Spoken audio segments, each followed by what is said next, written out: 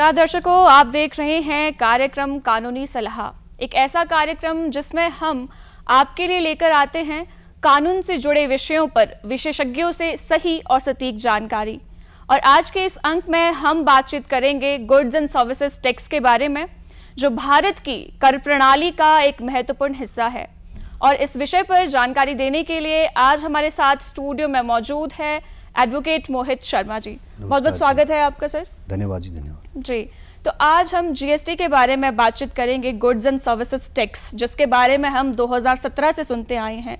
लेकिन मैं पहले चाहती हूं कि आप थोड़ा इसका बैकग्राउंड बताएं कि जीएसटी से पहले भारत की कर प्रणाली किस तरह की थी और उसमें क्या ऐसी समस्याएं थी कि जीएसटी लेकर आया गया।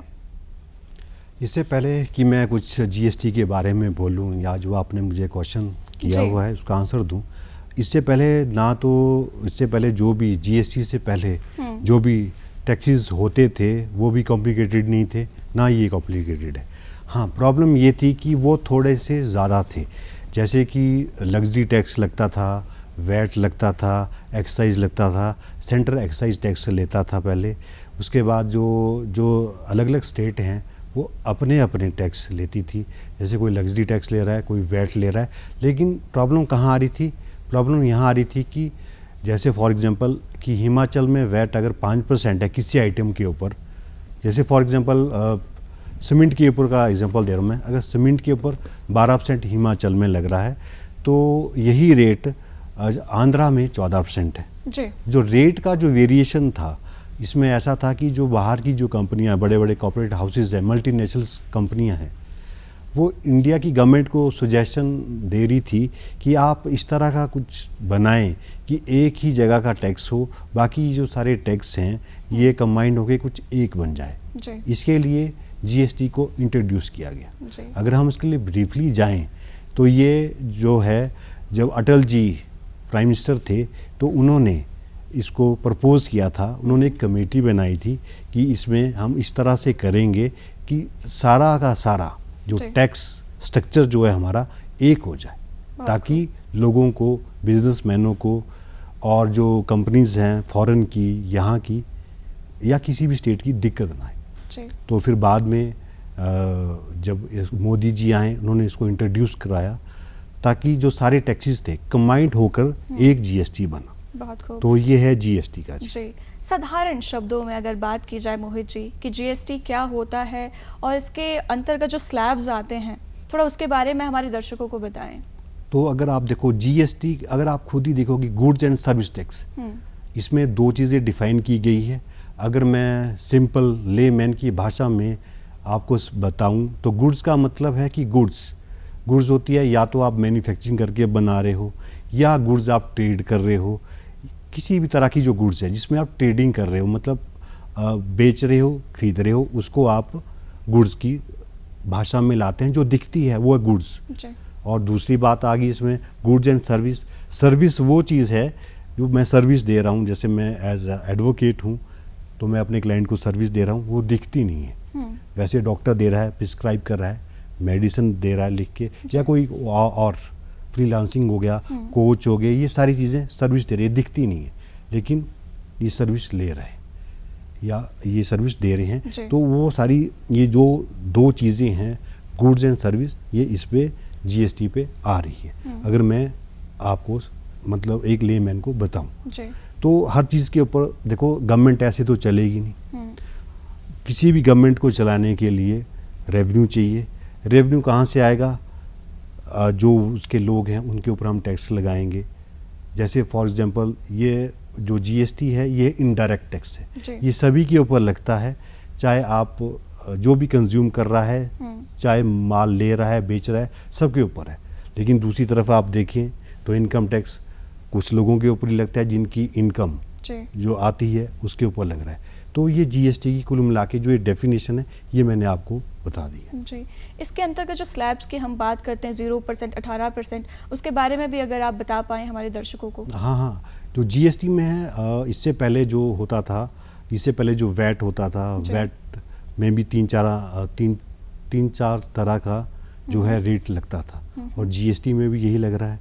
तो जीएसटी में जो है 0% भी है जी, फिर 0 के बाद 5% है, फिर आपका 12% है, फिर आपका 18% है, फिर 28% जी। है। जो ये 5 स्लैब लगे हैं ये अलग अलग गुड्स के लिए अलग अलग लगे हुए हैं। जैसे फॉर एग्जांपल आपको मैं बताता हूँ कि जैसे मैं एक किसान हूँ और मैं गेहूँ या मक्की उगा रहा हूँ या सेब उगा रहा हूँ, जैसे मैं हिमाचल के संदर्भ में कहूँ, तो मैं जब सेब को बेचने मंडी जाऊँगा तो मेरे ऊपर जो है 0% में आएगा, क्योंकि इसमें डेफिनेशन में लिखा गया है कि 0% में वो चीज़ आती है जो एक प्रोड्यूस कर रहा है, किसान जो प्रोड्यूस कर रहा है और उसके ऊपर कोई भी मैन्युफैक्चरिंग नहीं हो रही है, जैसे बाय नेचर उसको वो खेत से आ रहा है, वो लोगों को दे रहा है, तो वो 0% पे है। ये 0% है। फिर 5% है। 5% में वो है जो हमारी नेसेसिटी गुड्स है, जैसे आटा है, दाल, चावल, चीनी, इनके ऊपर जो है 5% है। लेकिन उसके ऊपर और जाएं तो 12% है, 18% है। जो मेन है आपकी जो जहाँ पे 28% है वो है लग्जरी। जैसे आप गाड़ी खरीदते हो, कोई भी गाड़ी खरीद लो, 28% है। तो ये सारी चीज़ें, या आप सिगरेट खरीद लेते हो या कुछ और प्रोटेक्ट करते हो, तो इसमें जो है वो लगता है 28%। तो पहले ऐसा होता था कि स्टेट के पास जो होता था वैट होता था, तो वैट के ऊपर उसकी पूरी कमांड थी कि वैट जितना मर्जी वो लगाए। लेकिन जब से जीएसटी आया है, 2 चीज़ों को जीएसटी से बाहर रखा गया है। एक आपका पेट्रोल रखा गया है, एक आपका मतलब शराब रखी गई है, इनको बाहर रखा गया है। स्टेट गवर्नमेंट दोनों के ऊपर अपनी मतलब इच्छा के अकॉर्डिंग या जैसे उनको रिक्वायरमेंट है वो टैक्स लगा सकती हैं। तो 2 आइटमों को जीएसटी के दायरे से बाहर रखा गया है। ये सारी की सारी पावर स्टेट गवर्नमेंट को दी गई है। कुछ और भी है जो जीएसटी से बाहर है, जैसे आपकी स्टैम्प ड्यूटी होगी या सेल एंड परचेज जो आप प्रॉपर्टी करते हो, जो प्रॉपर्टी टैक्स लगता है, तो ये चीज़ें जीएसटी से बाहर रखी गई। बहुत खूब। बात की जाए उन व्यापारियों की या जो सेवा अपनी प्रदान कर रहे हैं, क्या जितने भी व्यापार और सेवा से जुड़े हैं सबको पंजीकृत करना ज़रूरी है जीएसटी में? नहीं, इसमें भी लिखा गया है कि जी डेफिनेशन है जीएसटी की, जो वो लोग एक लिमिट है, प्रिस्क्राइब लिमिट के तहत उसमें फॉल करते हैं, तो उनको जीएसटी लेना ज़रूरी है, और जो नहीं करते उनको नहीं लेना है। जैसे फॉर एग्जांपल जो आज की डेट में जो हिमाचल में जिसका टर्नओवर 40 लाख तक है, जो मतलब ट्रेड कर रहा है 40 लाख तक है या उससे ऊपर है, तो उसको जीएसटी लेना बहुत ज़रूरी है। और दूसरी तरफ अगर हम देखें जो सर्विस दे रहा है, सर्विस जैसे डॉक्टर हो गया, एडवोकेट्स हो गए, या कोई और प्रोफेशनल्स हो गए, जो जैसे आर्किटेक्ट हो गया, वो अगर अपनी उसकी सालाना प्रीवियस ईयर में पिछले साल अगर उसकी इनकम 20 लाख या उससे ऊपर हो गई है, तो वो जीएसटी में उसको कंपलसरी है कि वो अपने आप को रजिस्टर कराए और जो जीएसटी के रूल्स हैं उनको फॉलो करें। तो ये उनके लिए है। लेकिन जो आज का यूथ है, जो एक इंजीनियर करके आया है या कोई डॉक्टर करके आया है, अपना क्लिनिक खोलता है या अपना ऑफिस खोलता है, उसको ज़रूरी नहीं है कि वो स्टार्टिंग में ही जीएसटी ले ले। जब वो एक 20 लाख जो मैंने आपको बोला सर्विस में है, उस दायरे में आता है, या 20 लाख होता है या उससे ऊपर होता है, तो उसको जीएसटी लेना बहुत ज़रूरी हो जाता है। जी, तो जैसे आपने बताया कि इनकम जो है वो 20 लाख होनी चाहिए, टर्नओवर की आपने बात यहाँ की। टर्नओवर है, इनकम नहीं है ये मैम, सिर्फ टर्नओवर है। जो जीएसटी की टर्नओवर, अगर मैं सिंपल भाषा में आम आदमी को बताऊंगी, टर्नओवर का मतलब जो आपकी सेल कंसीडर होती है, सेल, वो चाहे कैश में हो चाहे वो उधार हो, क्रेडिट हो, जो आपका सेल है उसमें क्या आता है, जो आपकी एजम्प्टेड गुड्स होगी। जैसे सपोज करो मैं एक किराने की दुकान करता हूँ, मैं खुला गेहूँ बेच रहा हूँ, खुला मक्की बेच रहा हूँ, उसके साथ मैं चीनी बेच रहा हूँ, या जो दिनचर्या की जो रिक्वायरमेंट्स लोगों की है उनको मैं बेच रहा हूँ। तो सबका टोटल मैं करूँगा तो उसमें एजम्प्टेड भी आ जाएगी, 5% 12% सारी जो चीज़ें जो आएगी उसको मैं टर्नओवर में लूँगा, उससे मैं करूँगा कि मैं इसमें फॉल होता हूँ कि नहीं होता हूँ, तो उसके हिसाब से ये होता है। तो यदि कोई इस कैटेगरी में फॉल करता है और यदि वो पंजीकृत खुद को नहीं करवाए, तो उस केस में क्या होगा, किस तरह की कानूनी कार्यवाही की जा सकती है उस व्यक्ति पर? उसमें यह है कि अगर किसी का टर्नओवर मान लो जैसे 40 लाख है, अगर वो 50 या 60 लाख हो जाता है उससे ऊपर, और उसने अपने आप को पंजीकृत नहीं करा रखा है, तो उसमें उसके ऊपर जो पेनल्टी है लॉ के अकॉर्डिंग 10,000 है, या जो उसका टर्नओवर हुआ है उसका 10% विच एवर इज हायर होगा। मतलब कहने का मतलब ये है कि अगर जिसका टर्नओवर एक लिमिट के ऊपर चले जाए, ज़रूरी है कि वो अपने आप को रजिस्टर कराए, नहीं तो वो कानूनी लिटिगेशन में फंसना उसका तय है। जी मोहित जी, एक चीज़ और हम देखते हैं, रियल एस्टेट की बात ले लो और ऑनलाइन बिजनेस की बात ले लो और फ्रीलांसिंग आज के डेट में हर कोई कर रहा है। तो ये जो सारे लोग जो इस तरह की सेवाओं से जुड़े हैं, तो उन पर जीएसटी किस तरह से लगाया जाता है? तो अगर आप जीएसटी को देखें, जो कोई भी तरह की किसी भी तरह की सर्विस आप दे रहे हो, उसमें सर्विस को डिफाइन किया गया है कि आप किसी तरह की सर्विस दे रहे हो और आप प्रिस्क्राइब लिमिट से, जो 20 लाख मैंने बोला सर्विस में आती हैं, उससे ऊपर होता है तो आप किसी भी फील्ड में कोई सर्विस दे रहे हो अपनी, तो आपको जीएसटी में आना पड़ेगा और रजिस्टर कराना पड़ेगा, और जो रूल हैं टैक्स के वो जीएसटी देने के वो आपको देने पड़ेंगे। फिर अभी आपने जैसे बात की फ्रीलांसर हो गया या रियल एस्टेट हो गया, अगर देखा जाए रियल एस्टेट अलग हो गया। रियल एस्टेट को अगर आप देखें तो उसमें सर्विस भी आती है और आपकी गुड्स भी आती है, और अगर फ्रीलांसर को देखें तो वो सिर्फ एक तरह की सर्विस ही दे रहा है। तो इसमें भी अगर आप जीएसटी की अगर हम बात करें लॉ की, इसमें ये देखा गया है कि जो कैजुअल सर्विस प्रोवाइडर होता है उसके लिए कंपल्सरी है कि वो अपनी जीएसटी रजिस्ट्रेशन कराएं अगर वो एक स्टेट से दूसरे स्टेट में सर्विस देता है। जैसे सपोज करो अगर मैं फ्रीलांसिंग का काम करता हूँ या ब्रोकिंग करता हूँ और मैं यहाँ के हिमाचल के लोगों को मैं बोलता हूँ कि आप मेरे साथ चलें, मैं आपको चंडीगढ़ में ज़ीरकपुर में फ्लैट दिलाता हूँ, और जो मेरे को बिल्डर पैसे देगा उस सर्विस के वो मेरी ब्रोकिंग होगी। तो एक तरह से मैं फ्रीलांसिंग भी कर रहा हूँ और ब्रोकिंग का काम कर रहा हूँ। अगर मेरा टर्नओवर 20 लाख से ऊपर हो जाता है तो मुझे जीएसटी लेना पड़ेगा चंडीगढ़ में रहते रहते। लेकिन अगर मैं यहाँ से कैजुअल जा रहा हूँ और मेरे वहाँ पर अच्छे लिंक्स हैं यहाँ से और वहाँ को मैं बेच रहा हूँ, तो एज अ कैजुअल मैं जो ट्रेड कर रहा हूँ, तो चाहे मेरा टर्नओवर 20 लाख हो ना हो तब भी मुझे, कि मैं कैजुअल में आ गया तो मुझे जीएसटी लेना पड़ेगा, और जो भी रेट होगा वो उसके तहत मुझे जीएसटी जमा कराना पड़ेगा। बिल्कुल। मोहित जी, बात की जाए जीएसटी रिटर्न की, तो उसकी किस तरह की प्रक्रिया रहती है और क्या क्या ज़रूरी दस्तावेज होना ज़रूरी है? मैं चाहती हूँ विस्तार से इस बारे में हमारे दर्शकों को बताएं।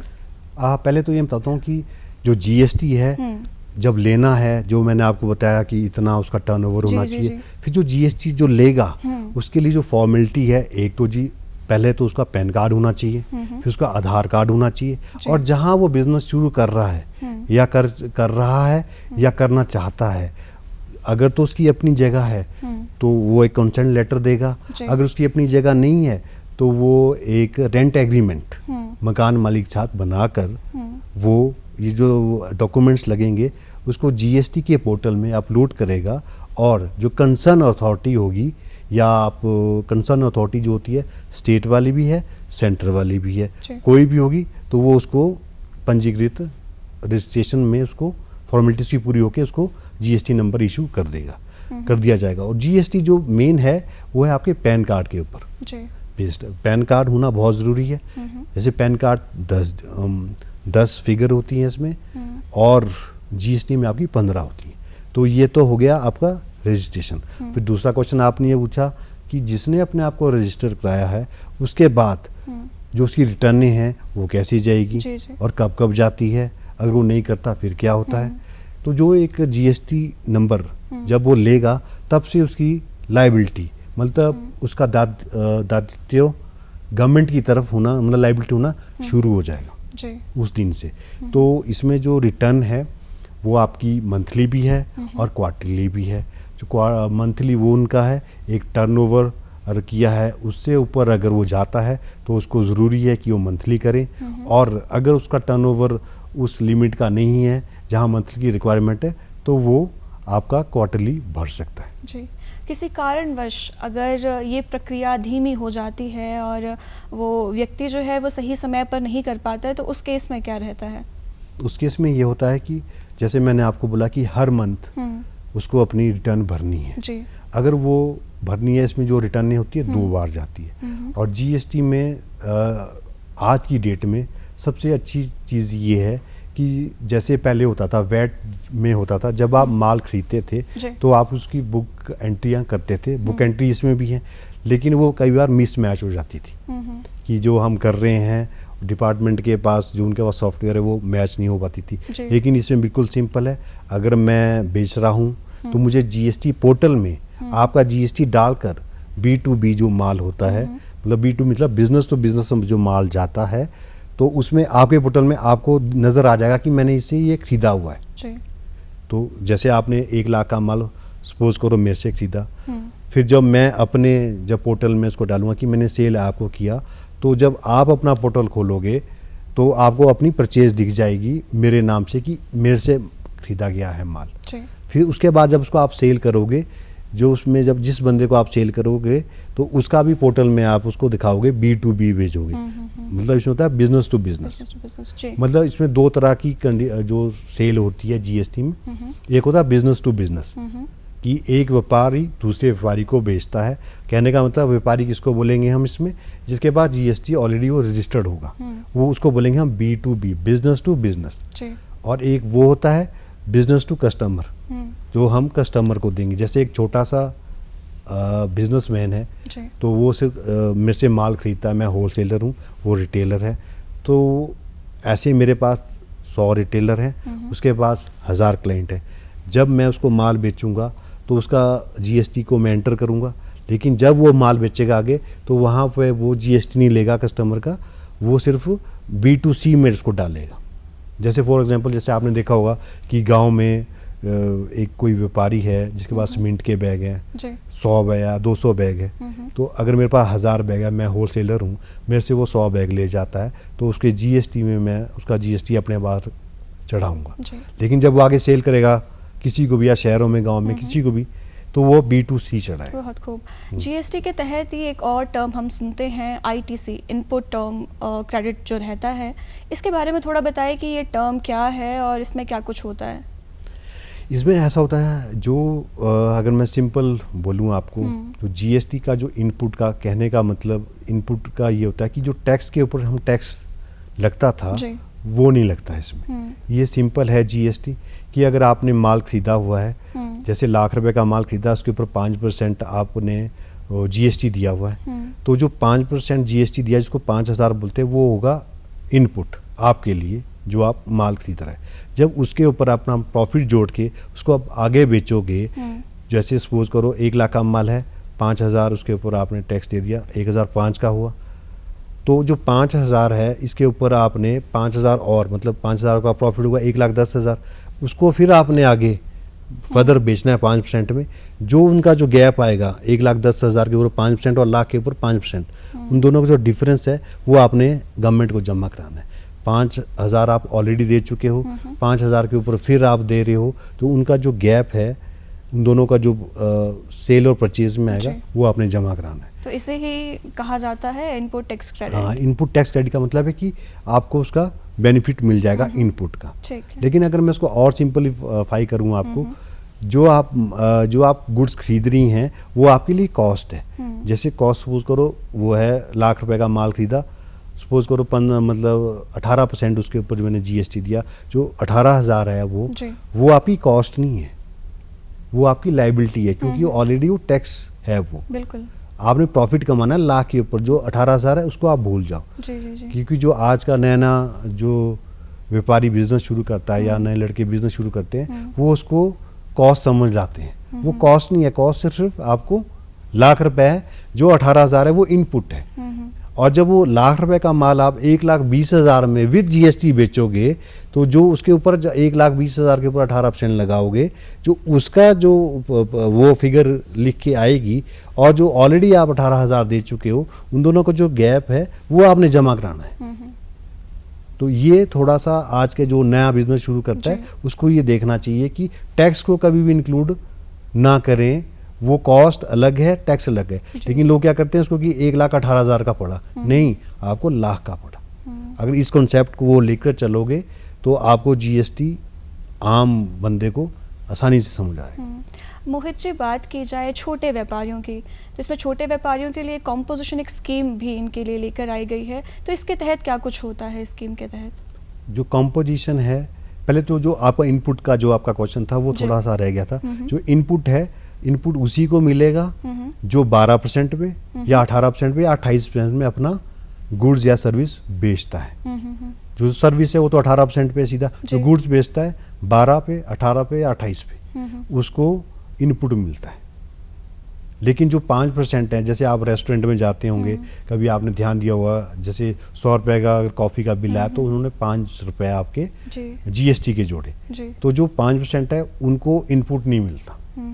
जो 5% की आइटम जो आप बेच रहे हो उसमें आपको इनपुट नहीं मिलेगा। लेकिन जब आप थोड़े और बड़े जैसे सीसल ओवरॉय में आप जाते हो, तो अगर हम वहाँ चाय पीते हैं वहाँ, या तो वहाँ 12% होगा या 18% होगा, तो उनके ऊपर उनको इनपुट मिलेगा। इनपुट वही मिलता है जहाँ 12, 18 और 28 हो, बाकी 5 और 0 में आपको इनपुट नहीं मिलेगा। अब आप जो बात की है कि कंपोजिशन की, ऐसा भी है कि नया नया बिजनेस शुरू किया, टर्नओवर मेरा इतना है नहीं, तो लेकिन GST मेरे को चाहिए, तो उसमें गवर्नमेंट ने ये बोला है कि जो छोटे व्यापारी हैं जिनका टर्नओवर एक लिमिट सेट कर रखी है, उसके तहत उससे ऊपर नहीं जाता है, तो वो अपनी सेल का 1% गवर्नमेंट को 1% उसके ऊपर GST लगेगा और वो क्वार्टरली जमा करवाए। पर उसमें शर्त ये है कि उसको इनपुट नहीं मिलेगा। जैसे मैंने फॉर एग्जांपल मैंने रेस्टोरेंट खोला, मैं चाय बेच रहा हूँ, 100 रुपये की चाय बेच रहा हूँ, उसके ऊपर मैं 5% GST लगा रहा हूँ, तो वैसे ही करके कोई और आइटम्स हैं उसके ऊपर भी मैं ऐसे लगा रहा हूँ, तो वो जो मेरी 5% की आइटम है सब में 5% लगा रहा हूँ। चाहे मैं आपको केक बना रहा हूँ या कुछ और चीज़ें दे रहा हूँ, तो उस केक बनाने के लिए जो मेरे को इम्पॉर्टेंट चीज़ें लगती हैं उसके ऊपर GST भी लगता है, लेकिन वो मेरे को इनपुट नहीं मिलेगा। तो ये अगर मेरा टर्नओवर स्टार्टिंग में 50 लाख से नीचे जाता तो मैं 1% अपनी सेल का जमा करवा दूँगा। ठीक है, जैसे आप एग्जाम्पल बार बार हमें ये दे रहे हैं, रेस्टोरेंट की अगर हम बात करते हैं, हम भी जब रेस्टोरेंट जाते हैं बिल में लिखा होता है कि GST इतना लगा है आपका, कोई सामान खरीदते हैं तो उसमें भी GST लगा होता है। तो एक आम नागरिक के लिए GST की दरों के बारे में जानना कितना ज़रूरी है कि क्या उसकी जो सेवा जो ली गई है या जो वस्तु ली गई है उस पर सही GST लगा है या नहीं लगा है? हाँ, ये है कि कस्टमर जो है अवेयर होना चाहिए कि जो जिससे आप माल, जिससे भी आप गुड्स या सर्विस ले रहे हो, वो आपको एक पक्का बिल दें, जो आम भाषा में बोलूँ पक्का बिल, उसमें उसका GST भी मेंशन हो, और जो उसने आपको सर्विस दी है या गुड्स दी है उसके ऊपर जो GST उसने लगाया है वो प्रॉपर्ली मेंशन हो। तो उसमें जो आपका GST है 2 तरह का लगेगा। स्टेट में अगर आप कोई चीज़ लेते हो तो जब भी आप कोई लेगा तो 2 तरह का लगता है, central sale tax central GST लगता है और स्टेट GST लगता है। जैसे 18% है तो 9% सेंटर का शेयर है, 9% स्टेट का शेयर है। ये कस्टमर को ज़रूर देखना चाहिए कि क्या मैं ले रहा हूँ और क्या इसके ऊपर लग रहा है। उससे ऐसा हुआ कि अगर आपके साथ गलत हुआ कि इसके ऊपर 5 लगना चाहिए था और यहाँ 12 लगा है, तो आप उसकी शिकायत, उसकी जो शिकायत है जो नियर बाय जिसकी जुडिक्शन में वो दुकान आती है, आप वहाँ कर सकते हो। जी, तो जैसे आपने बताया कि अगर GST से जुड़ी कोई समस्या का सामना कर रहा है तो वो कोई टोल फ्री नंबर या कुछ इस तरह का है इसमें? हाँ, GST में अगर किसी को कोई प्रॉब्लम आ रही है तो GST पोर्टल में वो जा सकता है, या कस्टमर है या बिजनेसमैन है, वहाँ पे टोल फ्री नंबर दिए रहते हैं। और ये टोल फ्री जो हैं ये आपके मतलब 24 घंटे ये आपके काम करते रहते हैं। तो जब भी आप उनको फ़ोन करो, अपनी प्रॉब्लम उनको शेयर करें तो बताएं, तो ये आपकी प्रॉब्लम का समाधान कर देंगे। बहुत खूब। तो आप GST की सफलता को किस तरह से आंकते हैं, और भारतीय अर्थव्यवस्था की अगर बात की जाए तो किस तरह से सहायक सिद्ध हुआ है GST? तो GST को आप देखो तो आज की डेट में हर महीने पिछले महीने के कंपैरिजन में तो अभी तो थोड़ा सा GST थोड़ा कम हुआ, क्योंकि वर्ल्ड में अभी तो रिसेशन का दौर है, शेयर बाज़ार थोड़ा नीचे को आ गया है। ये शेयर बाज़ार इंडिया का नहीं, मतलब सारे वर्ल्ड का नीचे आया है। उसके वजह से जो है जो हमारी कंजम्पशन है, कंजम्पशन के डेटों में थोड़े डिक्लाइन हुए हैं। उसकी वजह से जो हो सकता है कि जीएसटी थोड़ा सा कलेक्शन कम हो, जी। लेकिन अगर हम कंपैरिजन करें जब से 2017 से शुरू किया गया और आज की डेट में, तो हर साल कहीं ना कहीं बहुत अच्छा इंक्रीज़ है।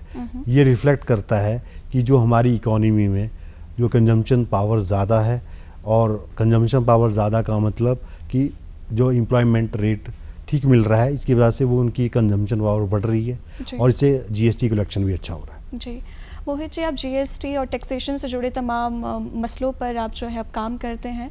मैं चाहती हूँ जाते जाते आप हमारे दर्शकों को कुछ सुझाव, कुछ मैसेज ज़रूर देकर जाएं जीएसटी के संदर्भ में। मैं जीएसटी के संदर्भ में यही कहना चाहूँगा, या इनकम टैक्स के संदर्भ में, कि मोस्टली जो भी है अपना काम जो है ईमानदारी से करें, और मोस्टली जो है काम कैश में कम से कम करें, बैंक से ज़्यादा ट्रांजैक्शन करें। इससे आपको याद रहेगा कि मैंने किसको कहाँ पैसे दिए हैं, किसको नहीं है। कैश का काम कम से कम करें तो एक आम बिजनेसमैन या आम आदमी उसके लिए इजी हो जाता है। याद रखना कि अगर कल की डेट में उसको अगर कहीं इनकम टैक्स नोटिस आ जाए या जीएसटी आ जाए तो उसके बारे में पूछा जाए तो वो इजीली याद रख सकता है। इसीलिए मेरी उनको ये सजेशन है कि आप अपना काम ज़्यादा से ज़्यादा बैंकिंग चैनलों से ज़्यादा करें। सबसे ज़्यादा समस्या भी शायद यही देखने को मिलती है, जागरूकता की थोड़ी कमी रहती है। हाँ, रहती है। जी, बहुत बहुत धन्यवाद मोहित जी, आप कार्यक्रम में आए और इतनी महत्वपूर्ण जानकारी आपने हमारे दर्शकों को दी। तो दर्शकों, आज के इस अंक में इतना ही। आज हमारे साथ कार्यक्रम में थे एडवोकेट मोहित शर्मा जी और हमने बात की गुड्स एंड सर्विसेज टैक्स की। मुझे आशा है कि इससे संबंधित जो भी सवाल आपके मन में रहे होंगे वो ज़रूर सुलझे होंगे। मुझे दीजिए इजाज़त, बहुत बहुत धन्यवाद।